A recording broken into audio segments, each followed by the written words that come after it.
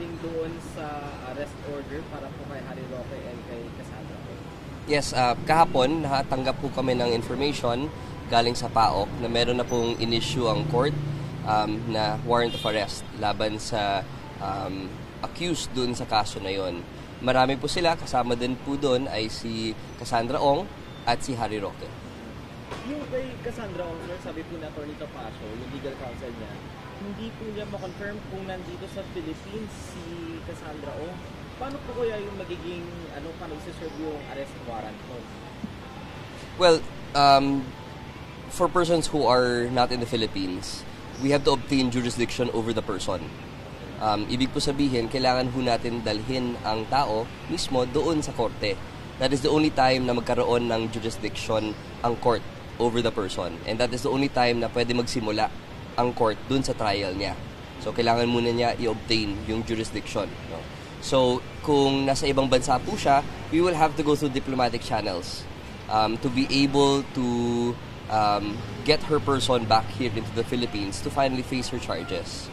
Ganun din po kay former spokesperson Harry Roque na alam naman natin na wala naman talaga siya dito sa bansa. Again, we will have to go through diplomatic channels. At marami po yan na diplomatic channels available sa atin. Pwede po na direkta tayo makipag-usap sa gobyerno kung saan ang accused. Pwede rin po tayo dumaan sa iba't ibang international organization. Kasama na din po dyan ang Interpol. So these are the remedies available to a country who is looking for an accused who is no longer here in the Philippines. Pero ang gusto naman po ng Department of Justice, lalo na ngayon na inisyuhan na po ng warrant of arrest ang mga akusado, i-face nila yung kanilang mga kaso sa court. That is all we want dahil ang gusto lang naman natin ay malaman ang katotohanan dito sa kaso na ito. Tayo po ay nag-issue ng resolution dito sa prosecution office, pero ang nag-issue po ng warrant of arrest ay ang korte na mismo. So, tayo ay isang party na lang lamang po doon sa court. As si Cassie Ong muna, meron na ba or maglalabas po ba tayo ng full departure order against him? I have no information with regards to the application of the prosecution, no? Pero that is a remedy available to the prosecution to ask the court for a whole departure order.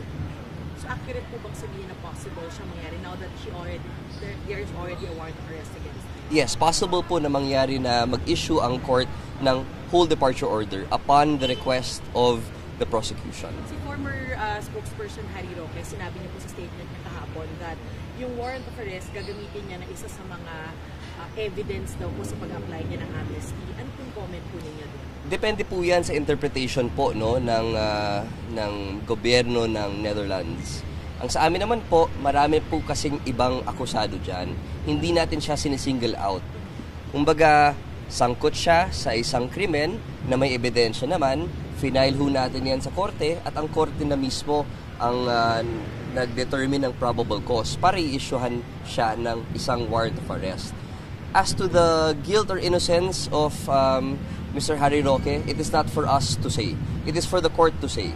Pero ang sa amin lang, we found that there is a prima facie case with reasonable certainty of conviction with regards to his involvement in the case.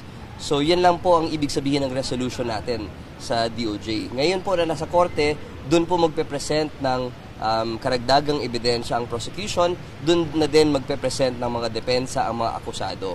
Kaya korte na po tayo maglalaban. At ngayon dahil nga po na-file na natin sa court, we are now under the rule of sub judice.